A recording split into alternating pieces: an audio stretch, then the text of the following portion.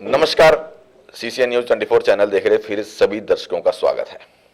दर्शकों, मैं दिनेश गर्ग, कड़वे सवालों वाला, इस समय मौजूद हूं वार्ड 27 में। हालांकि वार्ड 27 के मैंने लगभग उम्मीदवारों के आपको सच दिखा चुका हूं, उनके विचार आपसे अवगत करा चुका हूं और अब एक और उम्मीदवार मेरे साथ मौजूद हैं, सुमित अग्रवाल जी। इनके विषय में मैं आपको थोड़ा सा बता दूं कि आम आदमी पार्टी से हैं, वार्ड 27 से संगठन मंत्री भी हैं और मासूम भी हैं, शरीफ भी हैं। शराफत इनके चेहरे से पूरी झलक रही, देखो उनकी मुस्कुराहट बता रही है। वो तो कई बार मैंने संपर्क करने की कोशिश की इनसे इंटरव्यू के लिए, और जो मैं बोल रहा हूं वो लाइव दिखा रहा हूं। कई लोगों को लगता है कि शायद ये अचानक पहुंचता है और जबरदस्ती सवाल करता है, जबरदस्ती जवाब लेता है। इसलिए मैं आपको ये चीज बता रहा हूं कि अक्सर जब भी मैंने इनसे इंटरव्यू की बात करी, इन्होंने एक्सक्यूज दिया, क्या फिर कर लेंगे, कौन सा भागे जा रहे हैं। मतलब हम पहुंच नहीं पाए यहां तक कि हम आपको उनकी कुछ बातों से रूबरू करवा सकें, अवगत करा सकें या उनके विचार आप तक पहुंचा सकें। एक पत्रकार है रवि रोहिला, क्राइम 24 करके कुछ चैनल है भाई का, और बड़ा अच्छा पत्रकार है। उसकी खबर देखने के बाद मैंने तुरंत फोन करा सुमित जी को कि मुझसे कौन सी दुश्मनी है, दिनेश गर्ग से कौन सी दुश्मनी। इन्होंने तुरंत कहा कि कड़वे सवालों से डर लगता है, इस करके कोई बात नहीं, आज आप भी आ जाओ और खुला निमंत्रण है और आओ और कुछ भी पूछो।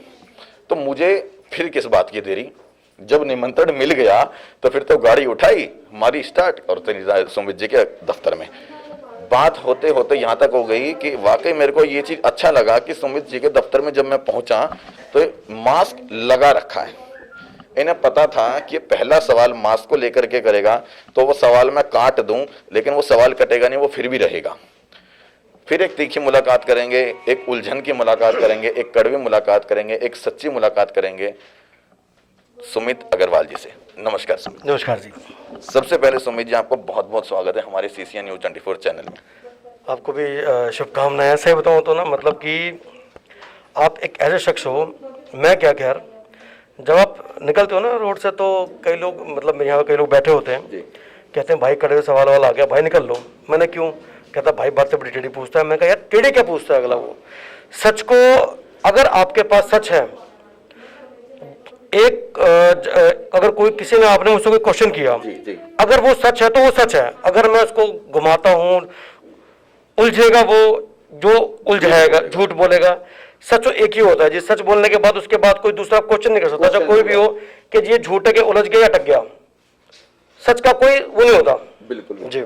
ये वाकई मुझे अच्छा लगा सुमित जी, इस चीज को आपने समझा कि अगर मैंने कोई सवाल, देखो पत्रकार का काम है सवाल करने का और जवाब देने का काम है इनका। ये उस जवाब से पीछे नहीं भाग सकते, क्योंकि ये जो जनता खड़ी है ना यहाँ पर, ये आज 4 लोग हैं, कल को 4000 होंगे। इनको फेस करने के लिए ये उम्मीदवार हैं और जनता किस चेहरे को चुने, वो चेहरा, वो आईना, वो रूप दिखाने के लिए काम हम लोगों को भगवान ने भेज दिया, जिम्मेदारी दे दी। मीडिया का काम जाके दिनेश गर्ग संभाल और कड़वे सवाल करता रहे, बुध बिहार में ऐसी सबको जागरूक करता रहे। अच्छा सुमित जी, मेरे इंटरव्यूज आपने देखे हैं पहले? हाँ, बहुत सारे इंटरव्यू देखे, काफ़ी आप लोग आपने। और सही बताऊँ तो हमारी विधानसभा के अंदर पहला कोई शख्स आया है जिसका नाम रखा गया कड़वे सवाल। अच्छा, कड़वे सवाल जिसने नाम रखा है, तो जब आपने उस इंसान का इंटरव्यू लिया होगा तो उसको लगा होगा कि हमारी विधानसभा में ऐसा कोई शख्स है जो, मतलब कि बिकाऊ मीडिया नहीं है, ठीक है। और बिकाऊ मीडिया को ही हमेशा कड़वे सवाल बोला जाता है, क्योंकि आपने बिना पैसे लिए या बिना किसी दबाव में आके आपने क्वेश्चन किए, और जब आपने क्वेश्चन किए तो उनको थोड़ा जवाब देने में थोड़ी सी उनको उलझन महसूस हुई, उलझन महसूस हुई तो लगा बड़े कड़वे सवाल पूछता है। तो इसलिए वो नाम है कड़वे सवाल। क्यों? सच हमेशा कड़वा होता है, सच हमेशा नीम की गोली की तरह होता है, जो कड़वी तो होगी लेकिन रोग खत्म कर देगी। मैं कहता हूँ सुबह सुबह अगर हम 2 नीम के कड़वे पत्ते खा लेना तो हमारा पूरा शरीर स्वस्थ रहेगा पूरा दिन। तो वही नीम की गोली देने के लिए पहुंच जाता है दिनेश, संगठन मंत्री सुमित अग्रवाल जी के पास। उम्मीदवार हैं आम आदमी पार्टी से, आने वाले चुनाव को लेकर के अपनी दावेदारी कर रहे हैं कि जनता की सेवा करने के लिए सुमित अग्रवाल ऐसे ही करता रहेगा काम और दिनेश गर्ग ऐसे ही सवाल करता रहेगा कड़वे। तो सुमित जी, सबसे पहला मेरा सवाल आपसे ये है कि मास्क को लेकर है। अभी भी जब मैं आपके पास आया था, आपको पता लग गया था कि दिनेश आ रहा है तब मास्क लगाया था या पहले से ही ऑलरेडी लगा के? मैं सच कहूँ ना तो मैंने कल तक भी मास्क नहीं लगाया था, लेकिन जब मैंने आज सुबह जब मैं चाय पी रहा था और टीवी न्यूज़ चलाया तो दिखा कि हमारे जिस तरीके से केस बढ़ रहे हैं, तो मैं ना जब उठा तो बड़ा पसंद, मतलब मेरा चित्त बड़ा पसंद होता है इंसान को, जो इंसान सो के उठता है। मैं बड़ा खुश था, लेकिन जब न्यूज़ ऑन किया देखा गया फिर वही चीज़ें, वो मुझे 2 साल वाली चीज़ें याद आ गई। फिर वही खिड़की झाँकना, इधर देखना, घर में वही चीज़ें, मतलब अर्थव्यवस्था की, फिर वो बेड़ा गर्क, मतलब बहुत चीज़ें मुझे ना बड़ी अंदर से ना थोड़ा सा आघात हुआ, झंझोर सा गया, मैं ना सुस्त हो गया। अब मुझे लगा कि सुमित, अब सबकी अपनी फैमिलियां हैं, पता नहीं किसको मुझे है या सामने वाले इंसान को किसको क्या बीमारी है, चाहे वो बीमारी कोरोना हो, ओमिक्रॉन हो, एवरन कोई भी बीमारी हो, तो मेरे ख्याल से इससे सुरक्षा कवच से अच्छी कोई चीज़ नहीं है। इसको लगाने के बाद भी अगर मुझे कुछ बीमारी होती है वो तो कुदरत की देन होगी जी, ठीक है ना, लेकिन मुझे ये रहेगा कि मैंने अपनी सावधानी बरती, इस करके मैंने आज सुबह से मैं मास्क लगा बैठा हुआ। ये आपने बिल्कुल जो अपना व्यक्तित्व रखा है या अपना भाषण रखा है या अपने विचार रखे, ये वाकई सुनने में बड़े अच्छे हैं, लेकिन अगर जमीनी स्तर पे बात करूं तो यहाँ पर 0 सन्नाटा है। पूछ लो क्यों? क्यों सर, बताओ। अभी थोड़ी सी देर पहले रवि रोहिला पत्रकार आपके पास आया था और दोनों ने ही मास्क की धज्जियां उड़ा रखी थी। बिल्कुल बिल्कुल ठीक बात। अरे मैंने जबकि मैंने सही बताऊं, मेरे पास रिकॉर्डिंग है पूरी, मैं कह रहा, मैंने कहा था, मैंने कहा रवि भाई थोड़ा सा ना हम लोग डिस्टेंस कर लेते हैं। उन्होंने बोला कि हम लोग डिस्टेंस में बैठे हुए हैं, भीड़ उस साइड है, तो हम लोग काफी गैप में बैठे हैं, तो हम लोग इंटरव्यू कर सकते हैं। क्या मास्क, मेरा सवाल है सिर्फ, क्या मास्क उस समय अनिवार्य था या नहीं? बस सिंपल सा मेरा क्वेश्चन है सर। 1001% अनिवार्य था, 1001% अनिवार्य था। तो उस टाइम पे आपने उस कानून की धज्जियां उड़ाई, और वहां पर अगर सच बात करें जो विचार आपने रखे वो जमीनी स्तर पर 0 सन्नाटा नजर आते हैं उन तस्वीरों में। गलत है? हाँ, नहीं कह सकते, बिल्कुल ठीक है। कई बार क्या होता है कि होता क्या है ना कि जैसे कि मैं मीठा कभी नहीं खाता, मैं मीठा बिल्कुल नहीं खाता। एग्जांपल दे रहा हूँ आपको। अब सामने वाला आदमी बोलता है कि भाई साहब मीठा खाना पड़ेगा। कई बार ना सामने वाले की ना मतलब उसके प्यार में कह लो या उसके दबाव में कह लो या उसके विचारों से कह लो, जो भी कह लो, कई बार खाना पड़ता है। तो उसका शायद मेरे छोटे भाई रोला ने मुझे बोला, मैं एक मुफ्ती एडवाइस देता हूँ आज आपको। आप एक वो चेहरा बनने जा रहे हैं जो जनता पसंद कर रही है, आप वो चेहरा बनने जा रहे हैं जो जनता मांग रही है, आप वो चेहरा बनने जा रहे हैं जो जनता के सामने अपनी सेवाओं को लेकर जा रहे हैं, आप वो चेहरा बनने जा रहे हैं जो जनता को मैसेज देंगे। मैसेज जाएगा जब मेरे जैसे एक कच्चे आदमी के भाव में बह करके मीठी गोली अगर खा लेंगे तो वो मैसेज जनता तक क्या जाएगा? मुझे अपनी गलती का मुझे संपूर्ण रूप से ज्ञान हो गया, और मैं लाइव बोलता भी हूँ कि मैं कभी चाहे कोई भी आ जाए, चाहे अपनी वो मीठी गोली हो चाहे कड़वी गोली हो, जो मेरा अपना चीज़ें हो पूरी करूंगा मैं, और जो भी कानून नियम का उसका पालन करूंगा। मैं क्षमा चाहता हूँ इस चीज़ के लिए, हाथ जोड़ के। वाकई मेरे को अच्छा लगता है कि देखो, अक्सर क्या होता है सुमित जी, मैं आपको एक चीज बोलता हूँ, लोग बाग कहते हैं कि दिनेश मास्क के पीछे पड़ता है। क्या वाकई मैं मास्क के पीछे हूँ? कोरोना आपके पीछे ना पड़ जाए, सर आप पता है क्या, सचेत करता हूँ। नहीं देखो, पता है क्या है, सबसे बड़ी बात तो दिनेश भाई ये है कि ना मैंने अभी बातें कही थी ना कि ना सच्चाई जो होती है कड़वी होती है। अब जब आप किसी को बोलते हो ना कि मास्क लगा के रखो तो या मास्क लगाओ, तो आदमी सोचता है पता नहीं यार ऐसा बीमारी तो कुछ है नहीं, लेकिन होता क्या है ना कि आइडल, जैसे कि मैं बचपन से किसी भी हीरो का फैन रहा, हमेशा मैं उसको कॉपी करता रहा, ठीक है, तो मुझे कहीं बोलते थे सुमित तो उसकी तरह लगता है या उसकी तरह तो कपड़े पहनता है, तो मैं इसलिए उसकी तरह पहनता हूँ क्योंकि वो एक मॉडल है, बिल्कुल वो एक अच्छा इंसान है, और अच्छे इंसान को कॉपी करने बुराई किया। मैं तो कहता हूँ लोग बाग इनकी कॉपी करें कि ये कैसा मैसेज दे रहे हैं, और हमें भी इसी तरह से इस महामारी से, इस भयानक बीमारी से बचने के लिए सिर्फ 2 ही उपाय बताए, मास्क है जरूरी और 2 गज की दूरी। उसके बाद जो मोदी जी ने जो वैक्सीन हमारे हिंदुस्तान में भारतवासियों को उपलब्ध करवाई, उसका सैल्यूट है, और वैक्सीन जरूर लगवाएं, तभी इस महामारी से जो है आप सावधान रह सकते हैं। बिल्कुल ठीक है, बिल्कुल सर, बिल्कुल मैं बिल्कुल सहमत हूँ आपकी इस चीज़ से, और मैं आगे बचे तो दुआ करूँगा मैं अपने प्रभु से, अपने भगवान से, अपने इष्ट देव से कि इस बीमारी को ना आने दे देश के अंदर, क्योंकि हम लोग सही बताऊँ ना तो हम लोग बहुत पीछे होते जा रहे हैं इस बीमारी के चक्कर में, न जाने क्यों। एक हम लोग तो चलो जैसे तैसे रोटी खा लेते हैं, लेकिन फिर वही मजदूरों के दिमाग में वही चीज़ें घूमती हैं। अब फिर गाँव चलो, फिर गाँव आओ जाओ, बच्चे, मतलब ऐसा होता है कि जैसे कि ना मतलब क्या हो रहा है, मतलब मैं बहुत अंदर से ना कई बार ना दिनेश भाई, मैं हूँ बड़ा, वैसे बड़ा सख्त आदमी हूँ, लेकिन ना मैं इन चीज़ों को लेकर बड़ा इमोशनल हो जाता हूँ, और सही बताऊँ तो कई चीज़ों मैं अपने आप को रुक नहीं पाता, अपने आप को ना उस चीज़ के लिए भी मन रखता हूँ कि यार मैं कई बार यहाँ जब लोग आते हैं ना, आज मेरे पास एक सुबह अंकल जी आए, कह रहे कि बेटा अच्छे खासे अंकल थे, पढ़े लिखे थे, उन्होंने बोला कि सुमित जी मेरे क्या घर में राशन की व्यवस्था हो सकती है? मैंने अंकल बताओ मैं क्या कर सकता हूँ? कह रहा मेरा एक बेटा था, उसकी कोविड में डेथ हो गई। कह रहा उसका मेरा एक वो जो नाती था ना बेटा, उसके बेटे का बेटा, कह रहा वो था, कह रहा वो जल के मर गया अभी 1.5 साल पहले, 6 साल का। कह रहा वो अपने घर चले गए, कह रहा हम तो बुढ़े बुढ़िया हैं। कह रहा सुमित जी अगर राशन की व्यवस्था कुछ हो जाए तो हो जाए। मैंने कहा साहब देखो ऐसा है, बेटा नहीं है, लेकिन जो इस बेटे से बन पाएगा, जैसा खाऊंगा मैं आपके लिए, मैं वो व्यवस्था कर सकता हूँ। जब तक इस शरीर में प्राण है, तब तक जो इस भाई से बनेगा, बेटे से बनेगा, वो मैं आपके लिए करता रहूँगा। लेकिन हमारे माननीय मुख्यमंत्री अरविंद केजरीवाल जी ने भी एक अपने बेटे का पूरा फर्ज निभाया है और आगे भी निभाएंगे, और वो भी निभा भी रहे हैं। हमारे विधायक श्री महेंद्र गोयल जी हैं, अभी लास्ट टाइम कोरोना काल जब हुआ था, उन्होंने लगा लो कि अपने बेटे, भाई, और लगा लो कि उन्होंने हर उस एक मतलब कि अन्नदाता का, जैसे कहा जाए तो शायद अगर मैं शब्द गलत कह रहा हूं तो मुझे माफ़ कर देना, उन्होंने हर घर के अन्नदाता का रोल निभाया है और वो आज भी निभा रहे हैं और आगे भी निभाते रहेंगे। आगे कब तक निभाएंगे वो?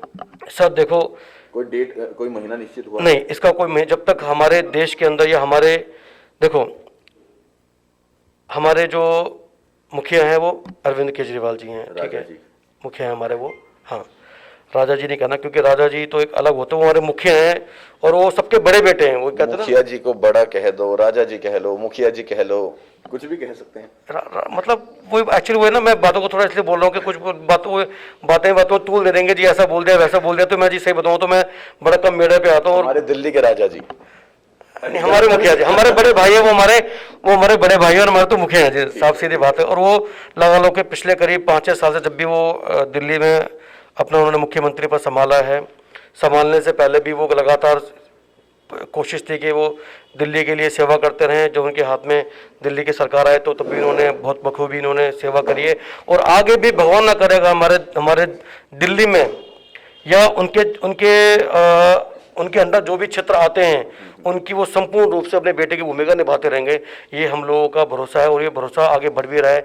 अभी आपने देखा होगा जिस तरीके चंडीगढ़ में हमने इतनी अच्छी सीटों से हमने प्रदर्शन किया है, तो इस तरीके आपको समझ आना चाहिए कि उस भारत के नक्शे के अंदर आप आम आदमी पार्टी सरकार किस तरीके से धीरे धीरे बढ़ती जा रही है। और इस तरीके से अगर चलता रहा तो वो दिन दूर नहीं है, भारत देश जिसे क्या बोलते हैं कि भ्रष्टाचार से खत्म हो जाएगी पूरी, मतलब भ्रष्टाचार खत्म हो जाएगा हमारे भारत से, और वो दिन फिर हमारा भारत देश सोने की चिड़िया कहलाएगा। हमारा भारत देश सोने की चिड़िया था, हमारा भारत देश सोने की चिड़िया है, और हमारा भारत देश सोने की चिड़िया रहेगा अगर हमारे समाज में जो ये बेड़ा उठाते हैं कि हम समाज की सेवा करेंगे और वो निरंतर समाज की सेवा करते रहें बिना किसी लालच के, तो सोने की चिड़िया था, है और हमेशा रहेगा। अच्छा, असल मायने में सुमित जी मैं आपको एक बात बताऊं कि मैं ना एक पत्रकारिता नहीं करता। मेरा को ऐसा लगता है कि मैं सिर्फ एक सोशल इन्फॉर्मर हूं जो सामाजिक मुद्दों को उठाता हूं और सिर्फ उसको लेकर के लोगों के विचार जानता हूं और जागरूक करता हूं, बस दैट्स इट। मुझे नहीं लगता कि मैं एक पत्रकारिता की वे में काम कर रहा हूं, क्योंकि बतेरे सारे पत्रकार हमारे क्षेत्र में हैं, बहुत सारे पत्रकार हमारे क्षेत्र में हैं, शायद ही कोई इतने गंदे और इतने भद्दे तरीके से पत्रकारिता करता हो। नहीं, ये बिल्कुल मैं इस बात से बिल्कुल सहमत नहीं हूँ। मैंने वही बात मैं तीसरी बार रिपीट करना चाहूँगा कि आपको लगता है मैं पत्रकारिता करता हूँ? देखो, सच से पर्दा उठाना, सच्चाई दिखाना। अब जैसे कि मैं आज आपकी बातों का जवाब दे रहा हूँ थोड़े तरीके से। अब जैसे कि मैं आज यहाँ बैठ के सेवा कर रहा हूँ, ठीक है। अब मेरे पास कई लोग आते हैं, बोलते हैं कि सुमित भाई टिकट की लाइन में हो, टिकट विकट। मैंने कहा यार मुझे एक चीज़ बताओ, टिकट लेने के बाद, मैंने कहा आज मेरे पास ऐसी क्या चीज़ नहीं है जो मुझे निगम पार्षद बनने के बाद मेरे को मिली जाएगी? एक सिर्फ फंड। मैंने कहा फंड की बात है ना। मैं कहा मुझे आज बताओ कि आज यहाँ लोग आते हैं, दुआ अग्रवाल साहब नमस्कार, लोग आते हैं, उनका सेवा कर रहा हूँ, मान सम्मान कर रहा हूँ, जो काम आज लेके आते हैं मेरे पास, और सारे काम हमारे विधायक महेंद्र गोयल जी काम करवाते हैं, ठीक है। आज निगम पार्षद ऐसी कौन सी चीज नहीं जो मेरे पास निगम पार्षद से कम हो? मैं समझता हूँ अपने आपको, मैं तो सब कुछ हूँ। मेरे को मेरे विधायक जी ने पावर दे रखा है, मान सम्मान दे रखा है, सुमित काम कर, सेवा करो, मैं काम कर रहा हूँ। मुझे आज दिनेश भाई आज मैं ऑनलाइन सबके आगे बोल रहा हूँ, मुझे बिल्कुल भी टिकट में इंटरेस्ट नहीं है, बिल्कुल भी मुझे रत्ती भर टिकट में इंटरेस्ट नहीं है। पार्टी जो मुझे मान सम्मान जो देगी मैं उसे कबूल करूंगा, बट मैं कभी नहीं बोलूंगा कि मुझे टिकट चाहिए, कुछ चाहिए, पार्टी देगी तो मना भी नहीं करूंगा मैं। ये मेरी ये वाकई अच्छा लगा कि इंसान को एक लालच नहीं है, बिना लालच के फिर भी सेवा का काम ऐसे ही कर रहे हैं, आगे भी करते रहोगे? सब बिल्कुल करता रहूंगा मैं, आज भी यहीं बैठा हूँ, ठीक है ना।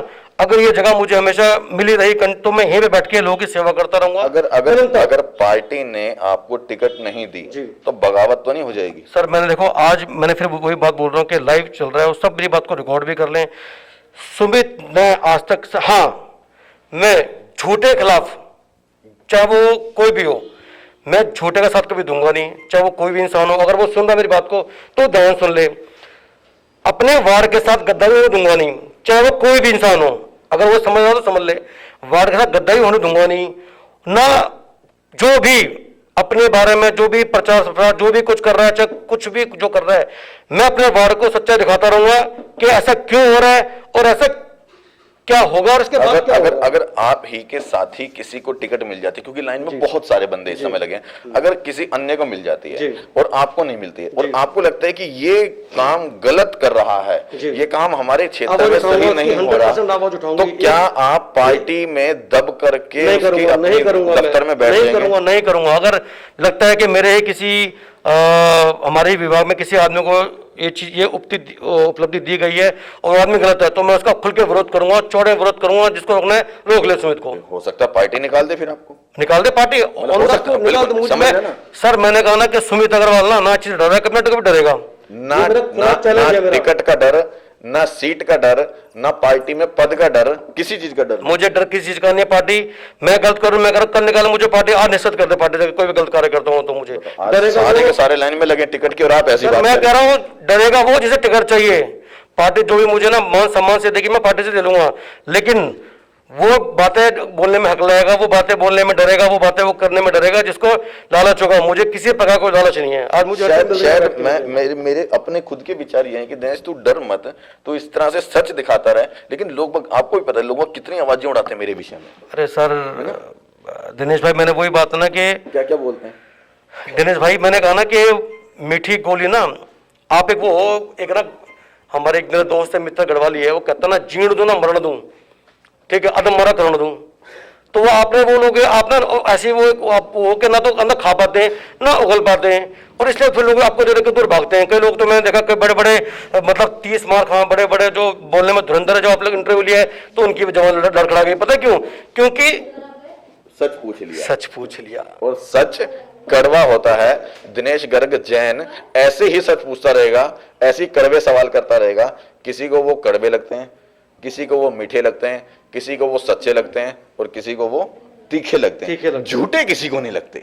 सर मैं क्यों आप झूठ पूछता नहीं? इसी तरीके से आप लगे रहो, ठीक है ना। कहते हैं कि बुराइयां भी उन्हीं की होती हैं जिनके भी वजूद होते हैं, ठीक है ना। बहुत सारे मीडिया वाले, आज तक कभी किसी मीडिया वाले के बारे में नहीं लिखा गया कौन आया विधानसभा में या कौन है, मैं नाम किसी का लेने, लेकिन सच से डर क्या? अरे अगर इन्होंने पूछा कि आपने अभी क्या नाम है 5 रोटी खाइए, बात खत्म। अब ये बोलते कि 4 खाइए 6 खाइए, तो वो तो ये तो खुद अगलाएंगे, इनको देने पड़ेंगे। जब जो चीज करे तो करिए। आज मैंने जो बातें बोली खुल के बोल रहा हूँ। मैं से उन्होंने पूछा ये बात सच है, मैं बोलता है नहीं जी नहीं, मैं ये करूंगा वो करूंगा, पीठ पीछे बोलूं जी नहीं, मैं ऐसा उसको पसंद नहीं करता, यहाँ बोलना जी पसंद करता नहीं, जो सच है वो सच है। असल में मेरे जाने के बाद में बातें उठती हैं कि ये तो ऐसे कर गया, वैसे कर गया, जबरदस्ती कर गया। अरे जबरदस्ती कहाँ कर गया? ये तो लाइव चल रहा है ना, लाइव चल रहा है। ये देखो, ये भाई भी लाइव चला रहा है, दिखा दो, ये भाई भी लाइव चला रहा है। और ये देखो मैडम को देखो, ये देखो स्टाफ को देखो, बिना मास्क के बैठे, दिखा दो, ये देखो, ये देखो, ये भाई ठीक है। तो असल में मेरा काम सिर्फ अवेयर करने का, आप लोगों को भी लगा के रखना चाहिए। ये देखो सार्वजनिक कार्यालय का कोई भी यहाँ पर आता है तो कम से कम मास्क तो एक दूसरे को लगा के रखना चाहिए, आप लोगों को भी लगा के रखना चाहिए, अच्छा मैसेज जाएगा। और दूसरी बात दिनेश भाई, आपको पता है आज जितनी बातें सुनने के बाद ना कईयों के तो पता नहीं, अब मैं तो नहीं, मैं सोच पता क्या रहा हूँ, प्लानिंग अब भाई करा क्या जाए सुमित के लिए। कोई बात नहीं, मैं भैया तैयार हूँ, यहीं बैठा हूँ सुबह 10 से लेके 6 बजे तक, मैं तैयार हूँ हर चीज के लिए। जैसे बाला अमृत जैन जी ने कहा था मैं 24 घंटे सेवा के लिए अपने दफ्तर में रहूंगा, आप नहीं रहोगे? मैं नहीं रहूंगा, वैसे मेरे बच्चे नहीं है, मेरी फैमिली नहीं है क्या यार, हद है। मतलब यार भाई सेवा का टाइम है, सुबह 10 बजे आऊंगा, शाम को 7 बजे चले आऊंगा भैया, ठीक है। घर है, परिवार है, दुख है, सुख है, पेट है, रोटी है, पालना, वही तो काम करने होते हैं। मैंने कहा ना सर कि देखो अब क्या बोलूं मेरा अपना टाइमिंग है, सुबह 9:30 बजे मैं यहाँ आ जाता हूँ और शाम को 6 बजे चले जाता हूँ यहाँ से मैं, ठीक है ना। मेरे सेवा करने का एक टाइमिंग है। मैं नहीं बोलता जी भाई साहब मुझे, मतलब अब सब मैं किसी बारे में नहीं कहूँगा, लेकिन अपना एक टाइमिंग है और टाइमिंग से आएंगे, अपनी सेवा करेंगे, घर चले। चलिए, वाकई ये अच्छा लगा कि एक निर्धारित समय है नेताजी का कि सुबह 10 से शाम को 6-7 बजे तक का जो भी है, उसके बाद फैमिली है, पर्सनल भी होते हैं, ठीक है। अच्छा, दूसरी बात हम करेंगे नेताजी, अभी जैसे आम आदमी पार्टी ने कर्फ्यू लगाया रात को 10 बजे से लेके सुबह 5 बजे तक का, मेरे दिमाग में कई बार सवाल आते हैं, क्या ये जो ओमिक्रॉन है ये आ तो गया है परंतु रातों में, ये आ तो गया है लेकिन इसे दिन में निमंत्रण नहीं है, ये आ तो गया है हमारे और आपके लिए, परंतु इसको, ये आ तो गया है, ये बड़ी बड़ी चुनावी रैलियां होती हैं वहां पर इसको निमंत्रण नहीं है, इसका प्रतिबंध है, ऐसा कुछ है क्या? मैं सही कहूँ, देखो क्या ना, जैसे आपने पूछा ना कि रात को ही किया गया, दिन में क्यों नहीं किया गया? नहीं नहीं नहीं, मैं ये नहीं कह रहा दिन में क्यों नहीं किया गया, मेरा सवाल है कि क्या ये रातों को ही निमंत्रण दे के आता है क्या कोरोना? इससे आप लोगों की कोई सेटिंग हो गई है कि हम रात में आएंगे, रात को आप कर्फ्यू लगा दो? और नहीं, देखो मैं आपको बताऊँ, मैं पीछे भी ना कहीं यूपी दिल्ली से बाहर गया था, तो जब मैं रात को वहाँ से आ रहा था तो मेरे साथ 1-2 साथी और भी थे। कितने टाइम पहले की बात है ये? मेरे ख्याल से करीब हफ्ता हो गया ना। हम लोग जब एंट्री किया, हम लोग दिल्ली में एंट्री कर चुके थे, करीब 3-3:30 बजे की बात हो गई। हम लोग 3-3:30 बजे हम लोग दिल्ली में एंट्री करी, तो मैं भाई से पूछ रहा, मैंने कहा यार ये कौन लोग हैं जो जा रहे हैं आ रहे हैं, कौन ये? मतलब जब मैं वहाँ 30 तारीख के करीब पहुंचा तो वहाँ पर एक पार्टी की रेडी लगी हुई थी, वहाँ पर दबादब भीड़ लगी हुई थी।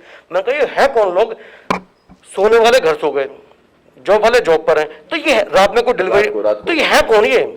तो कहीं ना कहीं मुझे लगा कि मतलब रात को भी ना वो चीजें चल रही हैं, आज भी कहीं ना कहीं, तो थोड़ा सा लगा इसको ना एक कम करने की एक अच्छी शुरुआत की गई है। अगर इसी तरीके से चलता रहा तो ये चीजें हम दिन में भी करेंगे, 24 घंटे भी करेंगे, क्योंकि हम किसी को मरने नहीं दे सकते। मरने तो दे रहे हो आपने, तमाम चीजें इस समय बंद कर दी जी, जिम, स्पा, रेस्टोरेंट, ये वो सब बंद। दारू के ठेके नहीं खूब बंद करे, क्यों? रिवेन्यू आ रहा है वहां से मोटा मोटा। नहीं नहीं, बात देखो ठेकों की नहीं है, आपको पता है ये सवाल है, ठेके बंद क्यों नहीं करे? जब सब कुछ बंद कर दिया तो ठेके बंद करो। मैं आपको ना इसका ना एक बहुत अच्छा जवाब सोच रहा हूँ कि मैं क्या दूं। मेरे को सुमित अग्रवाल जी जवाब देंगे, जो जनता के प्रतिनिधि हैं, या आम आदमी पार्टी के कार्यकर्ता, संगठन मंत्री, वो जवाब दे रहे हैं इस समय? देखो, पहली बात तो मैं एक नागरिक हूँ और एक सामान्य इंसान हूँ, ठीक है। संगठन का जिम्मेदारी दी हुई है तो संगठन को जोड़ने का मेरा काम है। कोई भी सरकार अगर ऐसी महामारी फैलने का डर है और उसे पता है दिन प्रतिदिन केस मल्टीप्लाई हो रहे हैं, बहुत ज्यादा जान का खतरा है, तो दिन में रोजी भी चाहिए, इसलिए उसको जारी रखा, रोजगार को जारी रखा, और रात में लगा दिया, तमाम चीजें बंद कर दी। तो जब होटल बंद, रेस्टोरेंट बंद, जिम बंद, स्पा बंद, फलाना ठिकाना हर चीज बंद हो गई, तो दारू को ठेका भी बंद कर दो। आपको शायद पता नहीं होगा चीज के बारे में कि शायद गाइडलाइंस नहीं पता होगा, ऑड इवन चालू कर चुके हैं, ठीक है ना, और हर चीज जो इसमें चल रही है ऑड इवन के अनुसार चल रही है। क्योंकि सडनली ना, अच्छा बात, एक आप दारू का नाम ले रहे हो, ऐसे तो बहुत सारी चीजें अभी चल रही हैं, समझो। दारू पे बात करो, राशन जरूरी है क्या? दारू भी जरूरी है? नहीं नहीं, बात मैंने कहा ऐसी बहुत सारी चीजें जो कि जरूरी नहीं है। एक बताओ, ऐसी कोई एक चीज बताओ जिसके बिना इंसान जीवित रह सकता है और वो बंद नहीं करी है। देखो सर, सुनो, आपको पता है ये दारू का ये जो ठेका है, इस ठेके पे ना मैं ये कहना चाहूंगा कि ये ना सांसी माफियाओं पे लगा, मैं पता है नहीं, मैं वो नहीं पूछ रहा, मैं क्या दारू की एज कम क्यों करी या दारू के देखिए कितने करे, वो बात नहीं कर रहा मैं कर रहा हूँ जब सारी चीजें बंद कर सकते हैं इस समय के, भाई मंदिर बंद हो गए, होटल स्पा बंद हो गए, रेस्टोरेंट बंद हो गए, कर देंगे, ये बंद कर देंगे, ये बंद होनी चाहिए थे नहीं, उसी के बीच कर देंगे, वो कर देंगे, वक्त कर देंगे, बात की बात है, मेरे जाने के बाद हो जाए, कल हो जाए, बात की बात है। और मैं कहता हूँ वो हो जाए तो भी ठीक है, ना हो मुझे तब भी कोई फर्क नहीं पड़ता, मैं तो काम है सवाल उठाने का, आवाज उठाने का। क्या उन्हीं के बीच में ये भी बंद होना चाहिए था या नहीं? सर वही बंद कर देंगे, उसमें दिक्कत क्या है सर? आला अधिकारी बैठे हैं, वो भी इस पर अगर देखेंगे चिंता वाली बात हो रही है और लगातार चल रही है तो उसको बंद कर देंगे, दिक्कत क्या है इसके अंदर? फिर बीच में बंद किया आप समझिए, फिर बात भविष्य की बात बता रहे हैं मेरे को कि बंद कर देंगे, मैं भविष्य की बात नहीं पूछ रहा,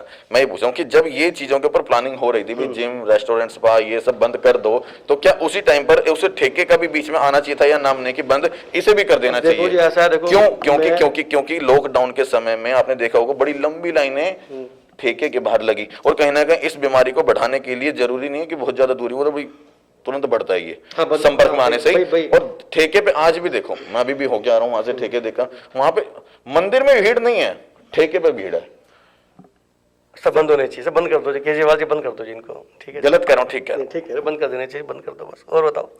नहीं, भाई सच तो सच है ना भाई। मैं नहीं कहूंगा, आपके हिसाब से विचार जानूंगा कि भाई ये ठीक है या गलत है। भाई आपने मुझसे पूछा, सच तो यही है भाई, बंद हो जाने चाहिए। ठीक है, सिंपल। वाकई अच्छी बात है, क्योंकि जब एक इंसान घर से चलता है, वो आज ना जाने, पता नहीं, मैं परसों भी अपनी महिला साथी से कह रहा था, ये मजदूर आदमी के पास शराब पीने के पैसे कहां से आ जाते हैं? वो मंदिर नहीं जाएगा लेकिन दारू डेली लेगा और लंबी लाइन में लग के लेगा, एक दूसरे के ऊपर चढ़ चढ़ के लेते हैं। मतलब मैंने देखा, इतनी महामारी है नहीं है, वो ठीक बात है। तब वो कोरोना वहां निमंत्रण नहीं देता, सही बात है। ओमिक्रॉन वहां निमंत्रण नहीं देता। हाँ, मंदिर में देगा, क्यों? मंदिर के दरवाजे बंद कर दो, वहां देगा, पर ठेकों पे नहीं देगा, नहीं देगा। बड़ी ये राजनीति है भाई साहब, इनका बस चलते हैं, टांगों से निकल निकल के आगे पहुंच जाए, पता ऐसे नहीं होता है। ऐसा कौन सा नशा, पता नहीं इसके अंदर। देखो ऐसे ही होता है, ऐसे ही होता है। मैं तो कहता हूँ, नशों के ऊपर अगर बात चली गई है, तो चाहे वो बीड़ी का हो, सिगरेट का हो, तंबाकू हो, पान मसाला, कोई भी नशा, ये कहीं ना कहीं हमारे शरीर को ही खराब कर रहा है। इन सरकारों का कुछ नहीं जाता, ना दिल्ली सरकार का कुछ जाना, ना केंद्र सरकार का कुछ जाना, ना मोदी जी का कुछ जाना, ना अखिलेश जी का कुछ जाना, किसी का कुछ नहीं जाना, ना ये बितरे नेता मंत्री, इनका कुछ नहीं जाना। और जाना तो किसका? सिर्फ हमारे और आपका। अब बात करेंगे अभी जो ये वीकली मार्केट थी, क्या इसके ऊपर बंद अभी पूर्णतः कोई मैसेज है आप लोगों का या नहीं है? अभी सही बताऊं, मुझे इस बारे में कोई इन्फॉर्मेशन मिली नहीं अभी वीकली मार्केट का ना, क्योंकि मैं आप देख रहे हो कई दिनों से लेबर का का लगा पड़ा हूँ। थोड़े से हमारे यहाँ के कोई मतलब कोई आपके सीनियर जो बड़े नेताजी हो जो इसके बारे में बता दें, वीकली मार्केट के ऊपर प्रतिबंध है या नहीं है? मेरे ख्याल से ये प्रतिबंध नहीं है, शायद आई थिंक अभी ऐसा उसके बिना एक दिन में कुछ आ जाएगा, जो सुनने में आया है। नहीं, आपको कंफर्म है या नहीं है? मुझे कंफर्म, मुझे इस पर बारे में मैं वही पूछूं, आपके कोई बड़े सीनियर हो जो आपको ये कंफर्म कर दें, कोई है कि वीकली मार्केट के ऊपर प्रतिबंध अभी है या नहीं? ये कोई कंफर्म कर सकता है? आपके सीनियर है कोई? भाई सीनियर नहीं है हमारे पास, सहयोगी है, उनसे पता करूंगा मैं। एक बार पता करना, पता करो भाई मेरा एक बार। मैं वीकली मार्केट लाइव चल रहा है मेरा, तो मैं कैसे पता करूं? नंबर किसका चाहिए? दीपक का? मेरे को वैसे बता दो, मुझे बताओ, कान में बता रहे हैं दीपक का, प्रवक्ता है वो, तो बता देंगे, अभी पता कर देते हैं। असल में दर्शकों, मैं यही काम करता हूँ लाइव पे, मैं सिर्फ सच जानता हूँ। प्रवक्ता है ना वो, हाँ, पता होगा तो मैं बिल्कुल जानने की कोशिश करूंगा, सच जो है वो जानेंगे, क्योंकि इसके बारे में मुझे भी अभी कंफर्म नहीं है। देखो, क्योंकि ना हमारे विधायक वो प्रेस सेक्रेटरी भी हैं, मुझे अभी कंफर्म नहीं, इसलिए मैंने पूछ लिया। उनको सारी बातें पता है बेसिकली ना। कोई बात नहीं, जरूरी नहीं है सारी बातें मुझे नहीं पता है या मुझे पता है तो इन्हें भी पता, कोई जरूरी नहीं है। सबसे ज्यादा क्लोज है ना हमारे विधायक जी के, तो इसलिए उनको ज्यादा सब चीजें पता होती है। मैं अभी पता कर देते हैं इसके बारे में। दीपक जी नाम इसलिए नहीं पता नहीं कि क्या नाम लेना चाहिए, नाम लेने में क्या दिक्कत है? हमारे बड़े नेताजी हैं, राजा जी हैं ये। दीपक जी कहाँ गए? दीपक जी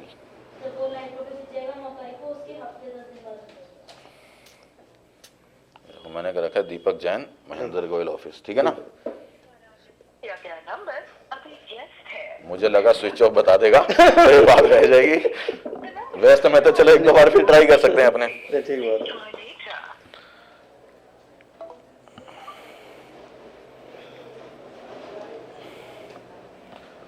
सुबह मेरी मुलाकात हुई भी थी। अच्छा। हाँ, मैं किसी खबर पे था तो मेरी। हेलो जी जैन साहब। जैन साहब को जय जिनेंद्र। जैन साहब, मैं दिनेश गर्ग बात कर रहा हूँ और एक लाइव खबर चला रहा हूँ, तब बीच में आपको फोन किया है, स्पीकर खुला है। ये जानना चाहता हूँ कि क्या दिल्ली सरकार ने वीकली मार्केट के ऊपर प्रतिबंध लगाया है या नहीं? हेलो, हाँ, मैं कह रहा हूँ दिल्ली सरकार ने वीकली मार्केट के ऊपर प्रतिबंध लगाया है या नहीं? सो गए। हेलो हेलो नेताजी, बड़ी गजब की बात है ना। देखो, आवाज नहीं जा रही, नेटवर्क प्रॉब्लम कह सकते हैं इसको, हैं? हेलो हेलो हेलो हेलो, आवाज आ रही है?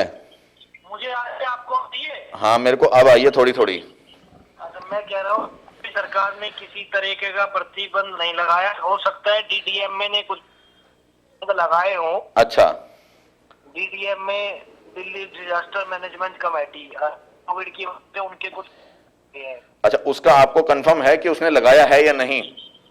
मुझे अभी ज्यादा नहीं मालूम, शायद ये कि एक जोन में, हाँ हाँ, एक जोन में प्रतिदिन तो कुछ बनो 50 है, जोन में 50% बाजार है। अच्छा 50% बाजार बंद रहेगा और 50% खुलेगा। क्षमता। ये जो लास्ट डीडीएमए का ऑर्डर था, मुझे उसकी जानकारी है। हो सकता है अभी जो दिल्ली सरकार का बार कोड है डीडीएमए का, हाँ हाँ, बार कोड के अकॉर्डिंग ये है कि अगर 1% केस 2 दिन लगातार आ जाएं, ठीक है। तो वो बार कोड ऑटोमेटिकली चेंज हो जाएगा। अच्छा, जो येलो लगा हो सकता है वो ऑरेंज लग गया हो, उसका मुझे अभी आइडिया नहीं, क्योंकि जो पिछले 2 दिन गए हैं उसमें 1 से ज्यादा केस आ रहे हैं प्रतिदिन। ठीक है नेताजी, हाँ ठीक है। चलिए कोई बात नहीं। यहाँ पर जो है मुझे भी इस चीज़ की अभी पूरी तरह जानकारी नहीं थी, इसलिए मैंने सवाल रखा।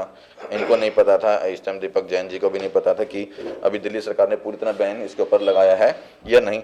लेकिन अगर नहीं लगाया है तो ये भी एक बड़ा फैक्टर हो जाएगा। अभी जब मैं यहाँ से आ रहा था बाजार लगना शुरू हो रहा था, और ये एक बहुत बड़ा फैक्टर हो जाएगा इस ओमिक्रॉन को बढ़ाने में। ठीक बात है, इसको जल्दी इस पे ना विशेष इसके ऊपर ध्यान देना चाहिए, तुरंत देना चाहिए मेरे हिसाब से तो। बिल्कुल।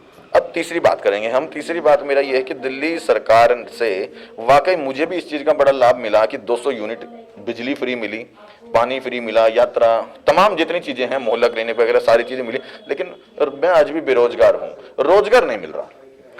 दिल्ली सरकार ने कोई भी रोजगार के लिए इंडस्ट्री नहीं लगाई दिल्ली में।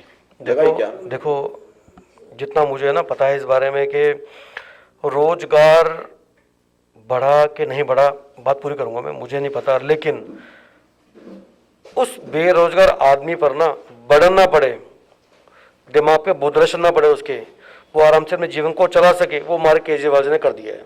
क्या दिल्ली में कोई भी रोजगार देने के लिए इंडस्ट्री नहीं लगी क्या? नहीं, देखो जहाँ तक थोड़ा बहुत जितना मुझे पता है कि हमारे माननीय केजरीवाल जी ने ऐसी कुछ सुविधाएं चालू करी हैं, पोर्टल चालू किए हैं जहाँ से आदमी आवेदन कर सकता है। आजकल तो बहुत सारी ना, सही बताऊँ तो आजकल तो ऑनलाइन बहुत सारी ऐसी साइटें आ गई हैं जहाँ पर आदमी किसी भी प्रकार का, क्योंकि मेरा भी कुछ अपना बिजनेस है तो उसके रिकॉर्डिंग मैंने वहाँ से डाला तो मुझे तुरंत वहाँ से कॉल आ गई। उसके बावजूद भी अगर आप दिल्ली अपने भारत देश के तमाम राजधानी स्टेटों की लिस्ट निकालेंगे बेरोजगारी की, तो दिल्ली का आंकड़ा उसमें सबसे ज्यादा है। सर देखो मुझे इस बारे में नॉलेज नहीं है, लेकिन इतना मुझे पता है कि अभी कुछ सालों पहले हमारे दिल्ली सरकार ने एक पोर्टल लॉन्च किया था जैम, जिसमें आदमी छोटा मोटा व्यवसाय जो करता है अपना, वो भी अपना उसमें अपना टेंडर भर के अपना व्यवसाय चला सकता है। ये एक बहुत अच्छी पहल थी दिल्ली सरकार की, शायद लोगों को इस बारे में पता नहीं होगा। एक जैम एक ऐसी साइट है जहाँ पर आदमी कोई भी, पहले क्या था आपको पता, हाँ मुझे अच्छी बात याद आ गई। पहले आपको पता है कि कुछ सालों पहले, आज से करीब जब हमारी केजरीवाल जी सरकार नहीं थी, तो कुछ टेंडर कैसे हुआ करते थे पता आपको? ये मैंने फाइल बनाई अपनी और ये फाइल बना के मैंने यहाँ पर दे दी। अब उसमें क्या होता था, जो उनके आला अधिकारी थे वो मोटी घूस लेके वो टेंडर्स को दे दिया करते थे। जब भी तो मोटी चमड़ी हो जाती है। ठीक है जी। अब हमारे दिल्ली सरकार ने आज से 5-6 साल पहले एक जैम नामक एक साइट चालू कर दी थी, गवर्नमेंट को पोर्टल चालू कर दिया। उसके अंदर चाहे आदमी छोटा है चाहे बड़ा है, जिसकी जितना उसके क्षमता है अपने डॉक्यूमेंट सबमिट करता है उसके अंदर कि जी ये मेरा टिन नंबर है, ये मेरी कंपनी है और ये मेरा जो भी है वहाँ सबमिट करता है। उसके आधार पर ऑनलाइन वहाँ पर आपके टेंडर खोलते हैं, जो उसमें प्रतिभाशाली व्यक्ति होता है उसको वो अवॉइड कर दे। इससे क्या हुआ है ना, एक घूसखोरी खत्म कर दी गई है हमारे सरकार ने। कहाँ खत्म हुई? सर हो चुके सर 1000 दीपक भाई 1000%। दिनेश नाम है मेरा। आज भी घूसखोरी हमारे दिल्ली के अंदर व्याप्त है। आज भी किसी भी सरकारी डिपार्टमेंट में चले जाएं तो बिना रिश्वत के, बिना पैसे के, बिना फाइल के नीचे पहिए लगाए काम नहीं होते, फिर चाहे वो एमसीडी हो, डीडीए हो, किसी भी डिपार्टमेंट। दिनेश भाई देखो, बात आपने एमसीडी करी है, तो जब अभी हम लोग ना अभी हमारे चुनाव वाले हैं और इस चुनाव के अंदर हम लोग संपूर्ण सीटों से हम लोग आ रहे हैं एमसीडी के अंदर। वो बात की बात है। मैं तो एक जनरल बात, क्या आज भी सरकारी विभागों में बिना पैसे दिए काम होता है क्या? सर देखो, आप ना, मैं चैलेंज कर रहा हूँ चीज को कि जो हमारे आम आदमी पार्टी के, जो हमारे दिल्ली सरकार के जो हमारे महकमे, आप वहां जाके देखो सर, बिल्कुल आपको तो फेयर काम मिलेगा। आप मुझे एक नाम गिनवा दो मुझे कि उस महकमे में वहां पे घूसखोरी चल रही है, मैं सर मान जाऊंगा आपको। एक बताओ डिपार्टमेंट जो केंद्र सरकार के डिपार्टमेंट में आता होगा सर, वहां की मैं कहता नहीं हूँ, लेकिन जो हमारा दिल्ली सरकार के महकमे में डिपार्टमेंट आता है, चाहे वो कोई भी डिपार्टमेंट हो सर, तो फेयर लगा, बिल्कुल ऑनलाइन, बिल्कुल फेयर। क्या इस तरह से बीजेपी के जो महकमे, सरकारी महकमे जो उनके अंडर में है, डीडीए, एमसीडी, क्या इस तरह से आप लोग कह सकते हो क्या कि चैलेंज दे करके कि बिना रिश्वत के अगर हमारे यहाँ काम हो रहा है तो हम इतने फक्र से कह सकते हैं क्या? मुझे सर मैं चैलेंज करता हूँ, कोई ऐसा डिपार्टमेंट बता दो जो हमारी दिल्ली सरकार का और जहाँ 1 रुपए की वो घूस चलती हो, एकदम वहां जाओगे बिल्कुल आपको हाइजेनिक सिस्टम मिलेगा, आपको बिल्कुल फेयर काम मिलेगा, हर चीज की स्लिप मिलेगी, बगैर आपको हर चीज ऑनलाइन मिलेगी, बिल्कुल फेयर। ये मेरा चैलेंज है। अच्छा, बिजली के दामों की अगर बात करूं तो जो जहां एक तरफ आप लोगों ने 200 यूनिट फ्री करी, वहां दूसरी ओर कमर्शियल के रेट के ऊपर बढ़ा क्यों दिए? देखो इसलिए बढ़ाए गए कमर्शियल के ऊपर कि देखो ताकि वहां से बराबर हो सके। सिंपल सी बात है, देखो आदमी, देखो वही बात आ गई ना कि कमर्शियल मेरे ख्याल से पहले 7-8 रुपए थी ना, शायद 7-8 रुपए थी, वहां से आदमी कमाता है, वहां से एक सेठ आदमी वहां से कमाता है, एक व्यापारी वहां से कमाता है, एक धंधे वाला, एक लाला वहां से पैसे कमाता है, लेकिन एक जो मजदूर आदमी है वो दिहाड़ी पे काम करता है। कितने % बढ़ाया है अभी? इसका मुझे ज्यादा ज्ञान है, लेकिन मेरे ख्याल से ये शायद मेरे 7-7.5 रुपए पहले कमर्शियल था, अब में 10 रुपए यूनिट है मेरे ख्याल से। अब एक बात बताओ, जब 2.5 रुपए का फर्क आप वहां से ले रहे हैं और वहां 200 यूनिट अगर दे रहे हैं तो कोई एहसान थोड़ी कर दिया, क्योंकि पैसा तो यहां से लेके वहां दे दिया। तो सर एक चीज तो सर मानो आपके तेल से सर एक को तो चूस लिया आप लोगों ने, किसको? इसको तो कमर्शियल सर तो दबा दिया, उसके ऊपर तो बटन पड़ गया। नहीं उस कमर्शियल रेट बढ़ाना जायज है क्या? तो सर ये आपको क्या लग रहा है कि जो ये लाला जो था पहले, रेट बढ़ाना जायज है? बात का जवाब दूंगा, आपको क्या लग रहा है कि जो लाला आदमी था पहले, ये साबुन 10 रुपए का बेच रहा था, 10 का साबुन बेच रहा है, वो साबुन 13 रुपए का बेच रहा है। क्यों? तब टैक्स नहीं दे रहा था क्या? तभी तो टैक्स दे रहा था वो गवर्नमेंट को। सर दे रहा था पहले सर, लेकिन जब टैक्स दे रहा था तो फिर रेट बढ़ाने की क्या जरूरत थी? सर देखो हमारा एक टैक्स दे रहा था तो फिर रेट बढ़ाने की क्या जरूरत थी? सर, टैक्स वो 7.5 रुपए में भी दे रहा था, अब 10 रुपए कर दिया तो भी दे रहा है। सर आपको पता है पहले टैक्स एक फिक्स था, ठीक है, आज कैटेगराइज कर दिया गया है, कहीं 2% भी है। तो उसकी मार किसके ऊपर पड़ी है? जो रेट बढ़े उसकी मार किस पे पड़ी है? नहीं देखो किस पे पड़ी है? सर ओवरऑल आप एक चीज देखो कि हमारी सरकार हो, हमारी सरकार ना, हमारी ही सरकार हमें हमारा पैसा हमको एक स्वच्छ रूप में हमको दे रही है। हाँ, दे रही है।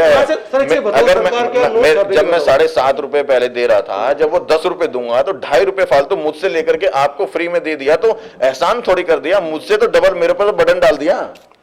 सर बटन डाला किसी के ऊपर नहीं है तो सर, व्यापारी को सर व्यापारी धंधा कर रहा है सर, व्यापारी पे बटन डाला ना सर, व्यापारी पे कभी बटन डलता ही नहीं है, पता क्यों? व्यापारी पे तो आपको पता है व्यापारी किसे बोलते हैं? व्यापारी पे ही मैं बता रहा हूँ, समझिए, जो बटन पड़ेगा वो व्यापारी पे पड़ेगा, उसे तो मिडिल क्लास को आपने 200। आप सर आप अगला रहे हो, पता है क्यों? मिडिल क्लास नहीं, जब मेरी बात सुनो, बटन किस पे पड़ा? व्यापारी पे। इसे तो 200 यूनिट आप लोगों ने दे दी। आपको पता है व्यापारी कौन होता है? कौन होता है? व्यापारी व्यापार करना जानता है, उसको पता है कि कैसे उसको मैनेज करना है, कि वो 2.5 रुपए जो उसने फालतू दिए वो कैसे निकालने हैं अब। सर उसको किस तरीके से उसको मैनेज करना है सर। कैसे सर वो व्यापारी जानता है। मैं आप व्यापारी नहीं है सर, मैं यहाँ पे सर्विस दे रहा हूँ। आप व्यापारी हैं या नहीं है? सर मैं व्यापारी नहीं, मैं सर्विस इंडस्ट्री में बैठा हूँ, मैं सर्विस दे रहा हूँ पिछले 18 सालों से। जब 2.5 रुपए का आप लोगों को पता लगेगा पर यूनिट पे दिल्ली सरकार ने बढ़ा दिया, तो उसको पूरा करने के लिए वो कुछ तो गड़बड़ घोटाला करेगा। नहीं, उसमें वो क्या करेगा मैं बताता हूँ। उसमें जो उसकी ना, जैसे कि जो उसका वो थोड़ा बहुत प्राइस पे बढ़ाएगा, ठीक है, थोड़ा बहुत प्राइसिंग बढ़ाए, अपनी इंक्रीज करेगा, थोड़ा उसकी मार जनता को झेलनी पड़ेगी जब रेट बढ़ेगा तो। जब रेट बढ़ेगा तो उसकी मार जनता को झेलनी, ये मानते नहीं मानते आप? सर देखो हर चीज को अब वही बात है कि देखो सच्चाई, आपने कहा था कि सच्चाई कुछ नहीं होती है, देखो सच आपने कहा सच होता है, ठीक है, और मैं अटकूंगा नहीं बिल्कुल भी। तो सच क्या है कि अगर किसी चीज का रेट बढ़ता है, किसी भी चीज का रेट सरकार बढ़ाती है, दुकानदार पे बढ़ता है, तो उसकी मार जनता को झेलनी पड़ेगी या नहीं? आपने मुझसे व्यापारी का पूछा, ये नहीं पूछा गया कि जो पहले हमारे पुल थे, या हमारे जो बिजली, जो हमारे बहुत डिपार्टमेंट ऐसे थे जिन डिपार्टमेंटों में पहले भी बीजेपी सरकार जिस तरीके से गोल धंधा करके उनसे हम लोग खून चूसती थी, आज हमारे केजरीवाल सरकार ने उसको ना किस तरीके से फेयर काम करके, इस चीज की मैं दाद दूंगा, जो पहले कुंडी लगा करती थी, चोरी हुआ करती थी, वो सब छूट के कहीं ना कहीं मिडिल क्लास को और 200 यूनिट का जो लाभ मिला है उसके अंदर मैं खुद भी इस्तेमाल कर रहा हूं, और 400 यूनिट तक हाँ पे, वो वाकई बहुत अच्छा काम है। लेकिन परंतु जो रेट बढ़े, क्या वो, जब मैं उस चीज को एक्सेप्ट कर रहा हूं तो इसके ऊपर सवाल, क्वेश्चन मार्क लगा रहा हूं, क्या रेट बढ़े वो ठीक है या गलत है? सर देखो आपको पता है कि रेट बढ़े हैं कैटेरिया वाइज, कहीं 2%। कौन सी कैटेगरी? आपको पता है सर 18% टैक्स भी है, जीएसटी 18% भी है, जीएसटी 5% भी है। वो तब भी तो भर रहा था टैक्स, तो तब भी भरा था, लेकिन रेट बढ़ाना ठीक है? टैक्स तो उसका एक एक अधिकार है सर, मौलिक अधिकार है, वो नहीं भरेगा तो गरीब जनता को। आप एक चीज बताओ, अब देखो सिलेंडर पर फिर क्यों व्यापारी परेशान है कि हमारा बिल बढ़ा दिया और हमारे क्या नाम व्यापारी सर, व्यापारी आप मुझे एक दिखा दो व्यापारी सर, मैं आज भी आपसे इस बात पे चैलेंज कर रहा हूँ, मुझे एक दिखा दो व्यापारी जो बोल दे कि मैं परेशान हूँ, और बोलो सर, ये भी चैलेंज है मेरा। आज बिल बढ़ के क्यों आ रहे हैं फिर? सर वो तो भरना पड़ेगा ना सर, व्यापार कर बढ़ के क्यों आ रहे नहीं, कोई बढ़ के नहीं सर, 10 यूनिट में 9 रुपए 37 पैसे। तो वो बढ़ाई तो है, 7.5 से 10 रुपए हो गया, तो बढ़ाई तो है, वो कम थोड़ी हुआ है। हाँ, एक बात तो बताऊं मैं आपको कि अगर 7.5 से 5 हो जाता तो वो कम था। पहले 7 रुपए 35 पैसे था, ठीक है, ठीक है।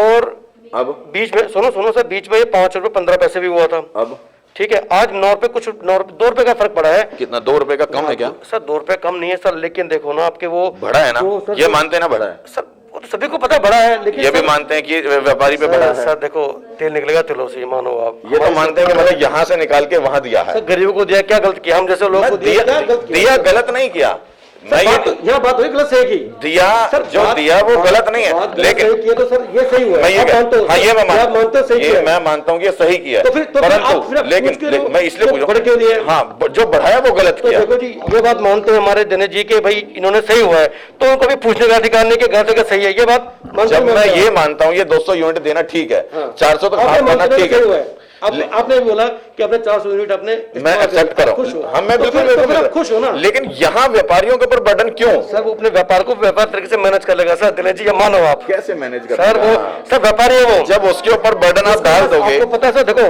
दुकान वो इतना कमजोर है, उसके ऊपर बर्डन देते रहो और हम लोगों। दिनेश जी देखो, दुकान और होते दारी, जो दुकान खोलता है ना दारी करना पता होता है, दारी कैसे करनी है, दुकानदारी उसको बोलते हैं। इसलिए सरकार उसके ऊपर बटन डाल सकती है। सर बटन नहीं डाला सर, उसको थोड़ा सा उसको एक करा जाता है कि भाई थोड़ा देखो, साहूकार आदमी की अगर जेब से अगर 2 रुपए निकाल किसी गरीब के जब पहुंच जाएगा तो क्या गलत है?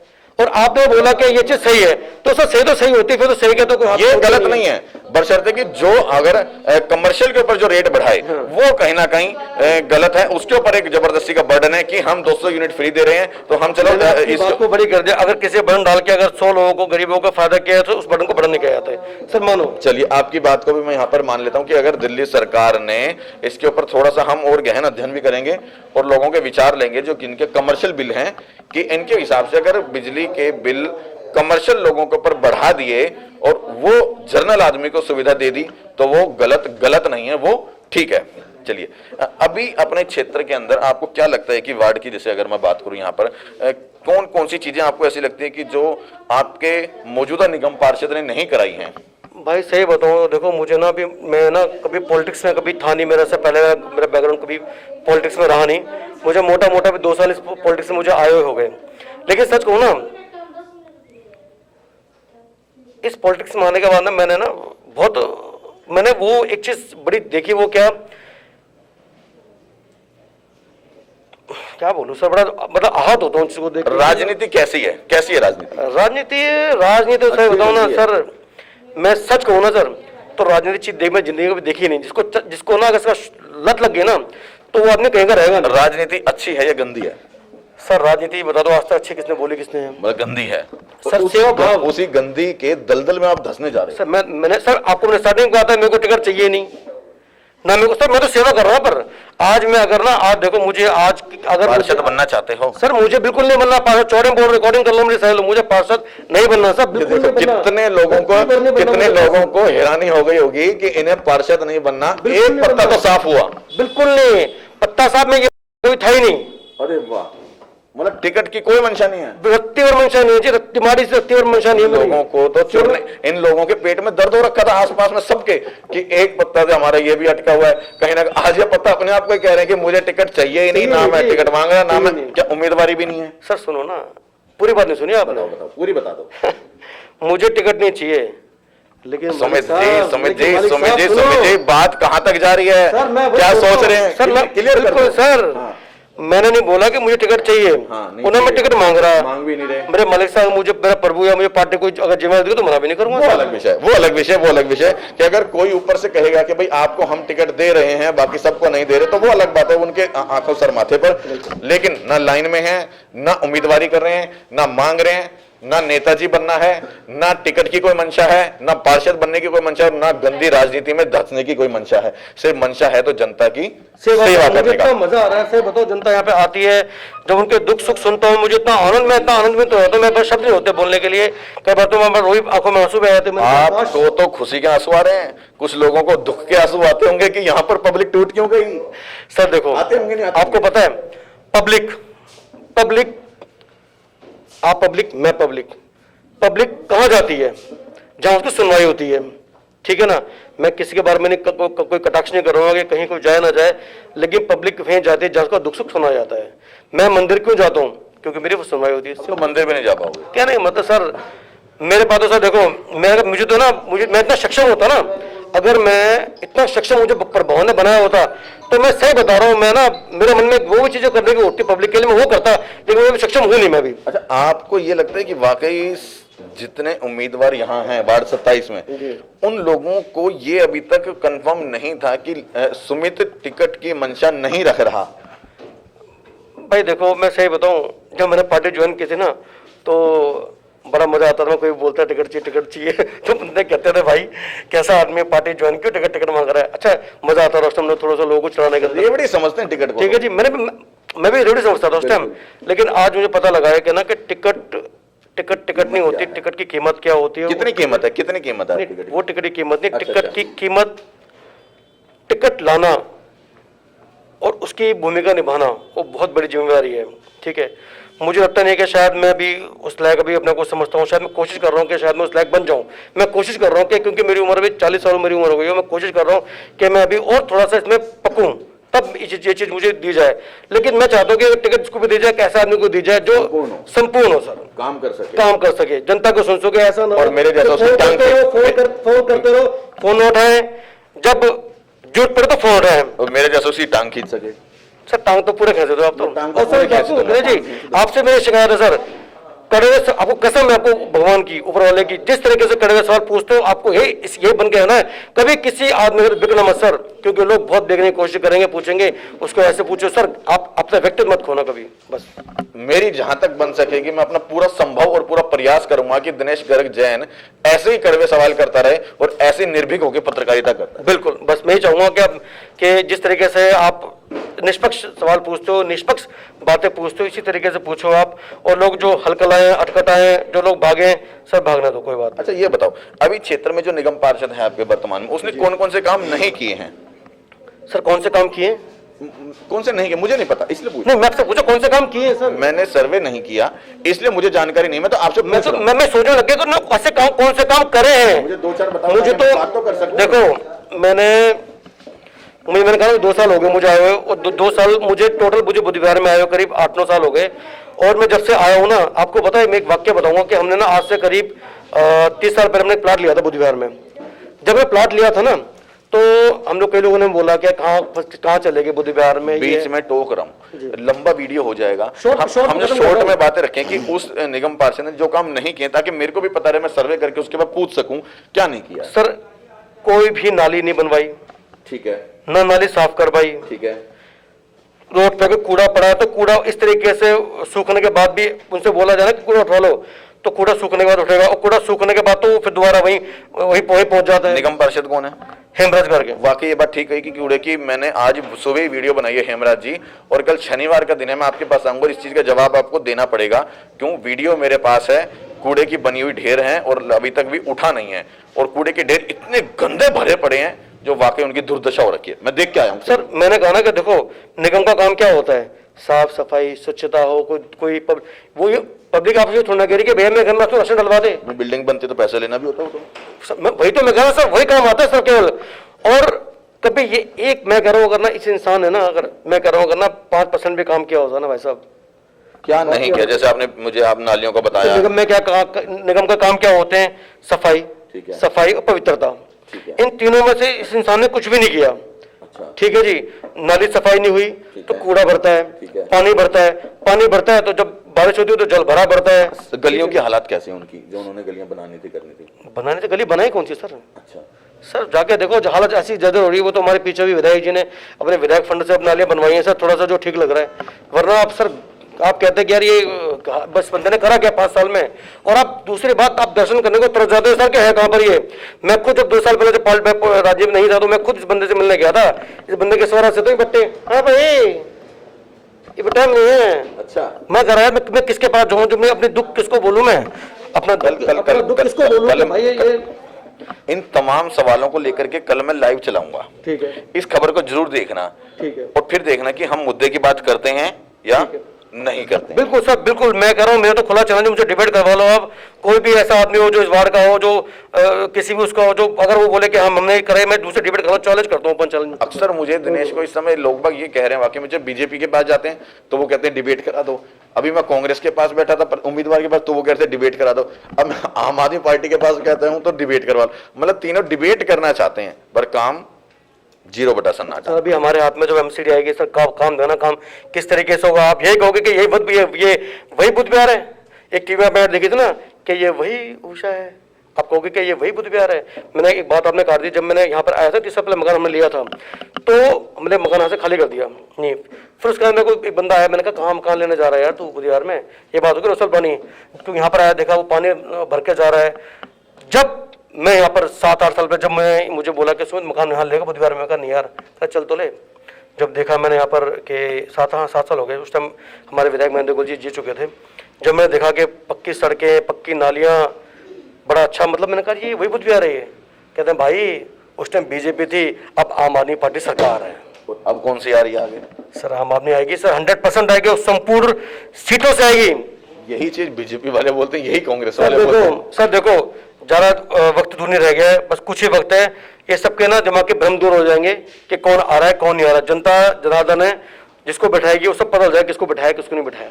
अब एक बार अपने क्षेत्र की जनता को क्या मैसेज दोगे, क्या वायदे करोगे कि मैं ये काम करूंगा ही करूंगा अगर आगे? नहीं देखो, मैं कोई वादा नहीं करता, लेकिन हाँ इस भाई से ना कोई भी इंसान आता है, इस भाई की अगर मेरे हाथ में वो ताकत, मेरे हाथ में वो चीजें हैं, चाहे अगर नहीं भी हो तो मैं पूरी कोशिश करूंगा कराने की। मैं क्योंकि कुछ चीज़ें मैं भी मरहूम हूँ, कुछ चीज़ें मेरे हाथ में भी नहीं है। मैं भी फ़ोन करते करते मर जाता हूँ, वो लोग फ़ोन उठाते नहीं है। कुछ ऐसे गंदगी के लोग भी हैं। कौन सी पार्टी में वो? सर वो किसी पार्टी के बेनामी लोग, किसी पार्टी, कुछ गंदगी के ऐसे लोग हैं जो फोन उठाते नहीं है। आप में हैं? फोन करते रहो सर, आम आदमी पार्टी सर में? मैं किसी की बात नहीं कर रहा, मैं आदमी की बात कर रहा हूँ। ऐसे कुछ लोग हैं, मैंने बोला कि जैसे मुझे कोई काम कराना है, ठीक है, फोन कर रहा हूँ, मैंने ये नहीं पूछा वो बीजेपी का हो, चाहे आम आदमी का हो, चाहे कांग्रेस का हो, लेकिन जब मेरे पास कोई यहाँ पर आदमी आया है, लेकिन दुख है सर, दुख बहुत होता है कि आदमी फोन उठाते, बताओ, और जब अपनी बारी आती है तो घरों में घुसते चले जाते हैं फोन। ये बहुत सर गलत बात है।